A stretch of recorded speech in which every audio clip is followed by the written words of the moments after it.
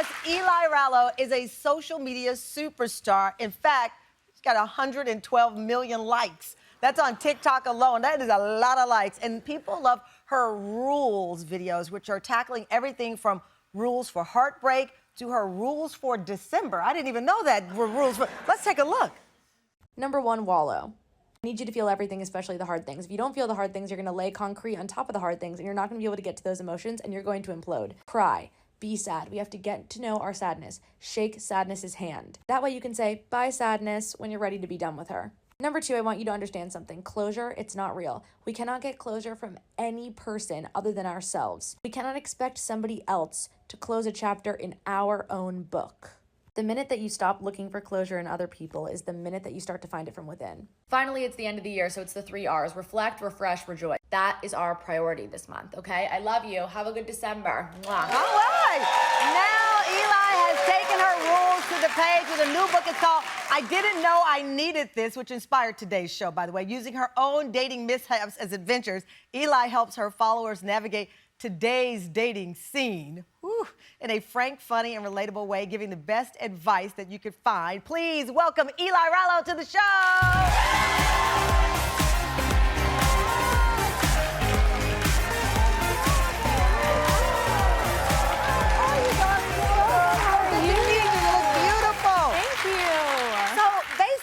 They call you the Carrie Bradshaw 2.0. I know, it's wild. I love that. You've even met Sarah Jessica Parker. I did, and she's lovely. Yeah, she's amazing. The best. But look at you, you've got the whole thing, the Carrie Bradshaw wardrobe and the frankness I love. Thank you so much. How did you find this path?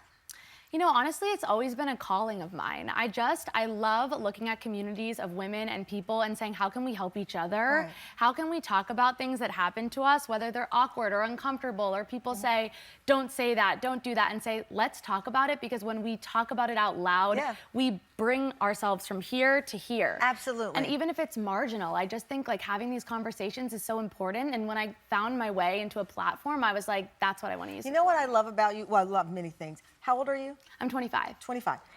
People would say, 25, what do you know about life? You know a lot about life because you like talking to people and you're curious. I tell people the most attractive thing in a person, whether it's a friend, whether it's employing somebody for the show, my team will tell you, curiosity. Absolutely. If you are a curious person, I'm in your world. Yeah. I love that. And you're curious about things and you give your opinion about it. Totally. I think it's not being afraid to say it. You know what I mean? Just say it out loud. That's what you got to do. Okay, so you posted your rules for liking yourself. Let's take a look at these rules. Number 11, have a routine for when you don't like yourself so much. Let's be real. There's no toxic positivity around here. We're not going to like ourselves 24/7, 365. We shouldn't. It's not realistic. It's not healthy.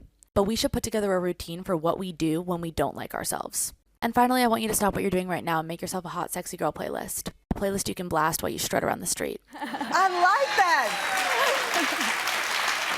Okay, make yourself a hot, sexy girl playlist. Yes. And then listen to it when you're not feeling your best. I like that. Yeah. I'm trying to think what I'll put on my playlist right now.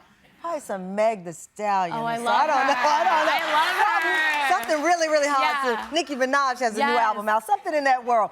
Okay, but you expand in your books to rules for a relationship. There are people who say you shouldn't have rules for relationships because you box yourself in. Your theory on this is what? You know, I don't think my rules are meant to box you in. I think it's meant to free you from that box and just understand you're in control.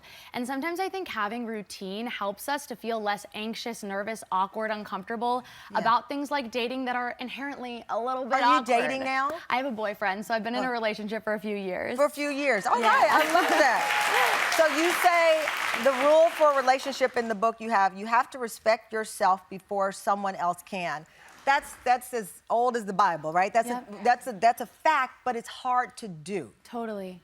Absolutely. I think a lot of people think love yourself before someone else can.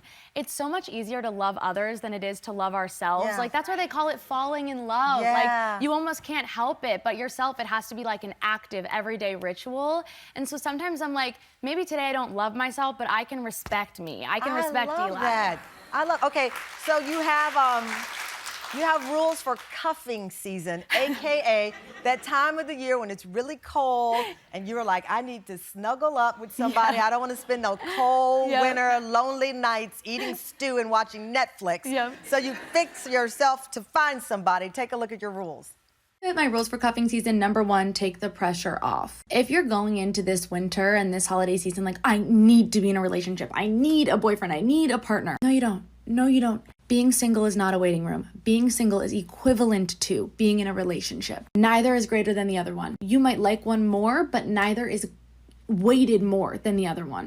The universe knows what's best for you. We can set ourselves up for a good cuffing season, but take the pressure off. You do not need to be actively dating at all times. You don't need to be with someone at all times.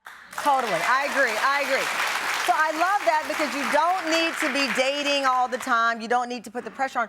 But if it's what you want, you shouldn't be afraid to say it. Because I have a lot of people that want to tell you, I don't want to admit it, I'm looking. I'm like, if you don't tell people you're looking, you're not going to get it. Totally. And it's okay to want someone else. I think we all want love. It's just not okay when wanting someone is your chief and only want. You have to want other things for yourself. And being single, it's not a waiting room. That's a destination too. And you can validate yourself there. Absolutely. I love that you dedicated a chapter of your book to friend love.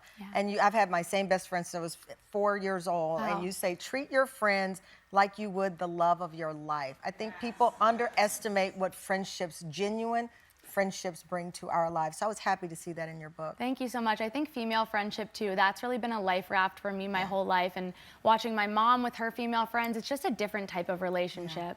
I love it because it does bring, to your point, a lot of, you need a soundboard. You need the friend that's going to tell you that the lipstick is ugly. Totally. I mean, those friends are going to, and then the friends that when you are crying, they hurt so bad for you that they cry too. And they cheer for you the way that you would cheer for them. You need that. You need those women in your life or those people in your life that are going to say, you're having a bad day, I'll drop whatever I'm up to for you, and I'm going to prioritize you. I love that. So the book is titled, I Didn't Know I Needed This, The New Rules of Flirting, Feeling, and Finding Yourself. Tell me one thing that you learned about yourself in this project.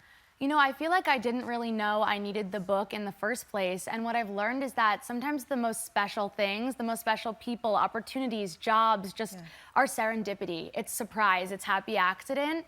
And I absolutely love embracing that because you just look at the world like, I don't know what's gonna happen next, but it could be something really, really great. I love that. That's beautiful. Give it up for Eli. And you can grab a copy of I Didn't Know I Needed This today and catch Eli on her upcoming book tour.